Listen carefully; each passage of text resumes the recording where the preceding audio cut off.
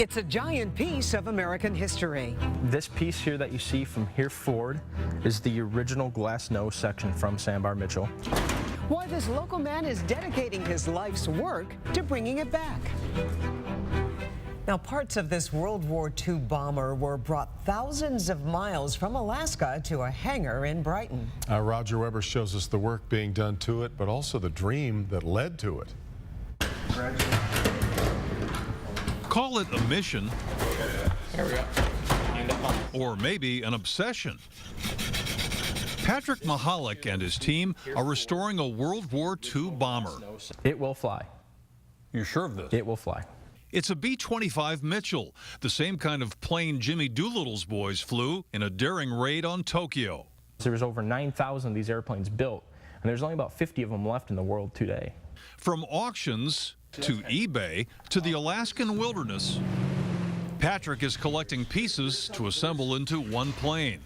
The inspiration came to him as a boy, living next to an airfield in Brighton. From the time I was probably 8 years old, I was building airplanes via Legos or plastic models or balsa wood models with my grandfather. But I always had this particular love for a B-25 Mitchell bomber. Patrick went away to college to get a degree in aviation maintenance technology. While his friends were out partying, Patrick stayed in his dorm room, studying old records, looking for a B-25. He discovered that a B-25, repurposed to fight forest fires, had crashed near Fairbanks, Alaska in 1969. Satellite images showed something was there. Todd Traynor asked one of the locals to visit the site. Patrick and I practically fell off our chairs when we first saw the pictures. The plane's middle section, the key piece Patrick needed, had survived. To bring it home, he recruited volunteers and raised money through Kickstarter. The first time seeing Sandbar Mitchell was, it was kind of like that dream I had when I was a kid. Here it is, this is reality. It was nicknamed the Sandbar Mitchell because of the original crash site, but 44 years later, we couldn't see the whole thing at once because trees were growing up literally right around it and through the middle of it. They cleared the trees, swatted mosquitoes, and carried guns in case moose or bear crashed the party. They did not. Patrick was directly below a huge helicopter, which lifted 3,000 pounds out of the Alaskan wilderness. The wind just kind of swirled in there, so it was like being in a tornado. It was nerve-wracking. The chopper delivered the wreckage to a flatbed truck, which hauled it 7,000 miles to a hangar in Brighton.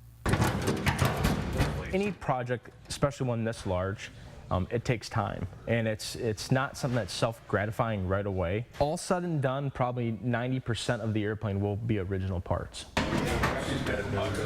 Patrick is especially proud that the restoration relies on high school students, like 17-year-old Logan Kacharik.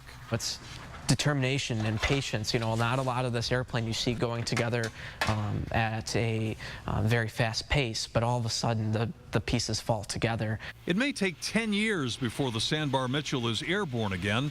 Logan dreams of being in the cockpit. It's something that, it gets my heart pounding right now. I can't even, I can't describe the thing of how this is going to turn out in the end, I'm sure it's going to be an eye-watering, amazing grace, flags flying kind of deal. For now, a flag with 48 stars is on the hangar wall. An Army Air Corps tattoo is on Patrick's arm. This airplane is more than just an airplane. It honors, the greatest generation who fought for me to be able to be here and do this. Making a boyhood dream come true.